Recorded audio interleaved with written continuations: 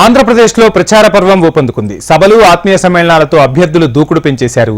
కళ్యాణదుర్గంలో అన్ని విధాలా అభివృద్ధి చేయడమే తన లక్ష్యమన్నారు టీడీపీ అభ్యర్థి అమిలినేని సురేంద్రబాబు.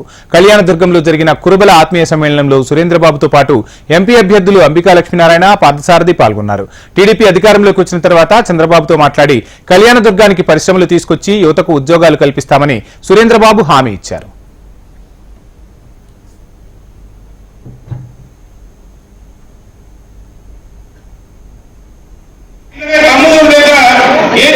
గవర్నమెంట్ ల్యాండ్ 1000 ఎకరాల దాకా ఉంది.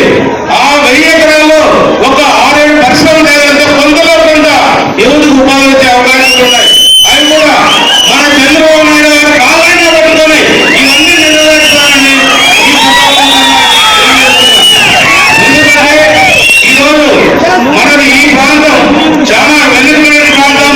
ఎక్కడ వెళ్ళినా వాళ్ళ పిల్లలు ఏదో కష్టంతో చదివించుకుంటున్నారు. చదివించుకున్న తర్వాత ఒక స్థాయిలో పోయిన తర్వాత ఆగిపోతున్నారు. నిజంగా అది చాలా ఆలోచించాల్సిన విషయం. ఎందుకంటే ఈ కళ్యాణదుర్గం ప్రాంతంలో చదివిన పిల్లలు చాలా మంది ఉన్నారు. నేనే ఆశ్చర్యపోతున్నా.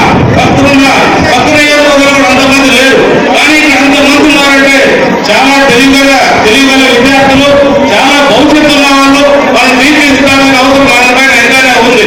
కాబట్టి ఇంకొక విషయం, మనం చిన్న ఆడవాళ్ళకే ముఖ్యంగా అమ్మగారికి చెప్తున్నా, మీ బిడ్డల్ని డిగ్రీ వరకు చదివిస్తున్నారు, తర్వాత పెండెంట్ చేసి వాళ్ళ ఇంటికి పంపుతున్నారు.